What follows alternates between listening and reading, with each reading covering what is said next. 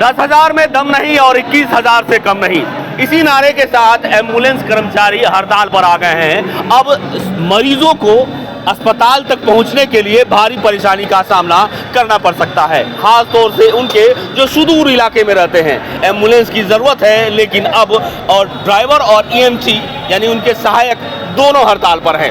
क्यों हड़ताल पर हैं? और ऐसा नहीं है कि केवल कटिहार में, बिहार के सभी अस्पतालों के एम्बुलेंस कर्मचारी इसी तरह धरना पर बैठ गए हैं और चेतावनी दी है, अनिश्चितकालीन हड़ताल पर रहेंगे। इसके अलावा 8 ऐसी मांगे हैं जो इनमें शामिल किए गए हैं।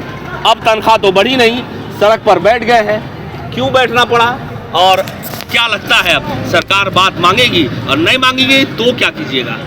अनिश्चितकालीन हड़ताल पर रहेंगे हम लोग। ऐसे ही बैठिएगा? ऐसे ही बैठेगा। अभी क्या डिमांड क्या चाहते हैं?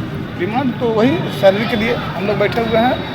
और जैसे कि मान के चलिए कि अभी जो 10,000 रुपया मिलता है हम लोगों को, तो श्रम अधिनियम के तहत जो पैसा मिलना चाहिए सरकारी जो कहती है, हाँ, जो सरकार कहती है, हाँ, उसी के अनुसार से हमको पैसा मिले। मैंने 21,000 चाहिए। 21,000 रुपये कम से कम होना चाहिए। इसके अलावा भी देखिए डिमांड है, और भी डिमांड है। जैसे कि मान के चलिए कि मरने एक्सीडेंट के उपरांत मतलब 10 लाख 20 लाख मुआवजा मिलना चाहिए।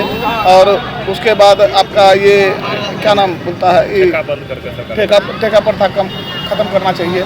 और भी है जैसे कि आपका जो भी ड्राइवर है एक्सीडेंट कर जाता है, चाहे मतलब गाड़ी टूट जाता है, तो उस परिस्थिति में स्टाफ को बैठा दिया जाता है, उसका सैलरी नहीं दिया जाता। तो बताइए कि 10,000 रुपया में अगर आप एक गाड़ी एक्सीडेंट हो जाती, कोई ड्राइवर तो एक्सीडेंट करने के लिए तैयार नहीं कि हम बार एक्सीडेंट कर दें और हम घर में बैठ जाएं। इन्हीं मांगों को लेकर आप इसी सब मांगों को लेकर हम लोग बैठे हुए। क्यों बैठना पड़ा और क्या मरीजों को परेशानी नहीं होगी अगर आप लोग बैठ जाएंगे? तो कॉमन मैन तो परेशान हो जाएगा ना। कॉमन मैन हम भी हैं, कॉमन मैन ही हैं, इसी तो 10,000 में काम करते हैं। पूरा 30 दिन का काम का हम लोग को 11,000 साढ़े 11,000 रुपये मिलता है लगभग। इतना पैसा हमें काम कर रहे हैं 30 दिन, तो कॉमन मैन ही है। अगर हमारे पास पैसा होता तो 10-11,000 की नौकरी नहीं करते। लेकिन सबका वेतन बढ़ रहा है, हमको हमारा वेतन नहीं बढ़ाना है।